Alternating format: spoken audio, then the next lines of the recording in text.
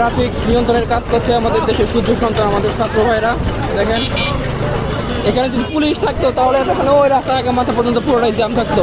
তারা চাঁদা তোলার জন্য পুলিশরা কিন্তু জাম করে দেয়। দেখেন এখানে ছাত্র ভাইরা আছে, সুশৃঙ্খলভাবে তারা এখানে ট্রাফিক কন্ট্রোল করতেছে। ধন্যবাদ ছাত্র ভাইদের। এদেশের ট্রাফিক নিয়ন্ত্রণের দায়িত্ব কখনোই যেন পুলিশকে দেওয়া না হয়। আমরা চাই আনসার বাহিনীকে পুলিশের দায়িত্ব, ট্রাফিক কন্ট্রোলের দায়িত্ব দেওয়া হোক। জি জি।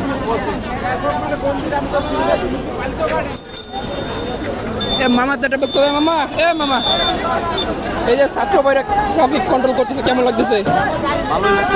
পুলিশ থাকলে তো টাকা চাইতো নাকি?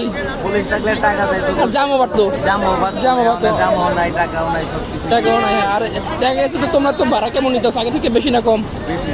হ্যাঁ, আগে থেকে খ্যাপ বেশি পাইতেছো আর টাকার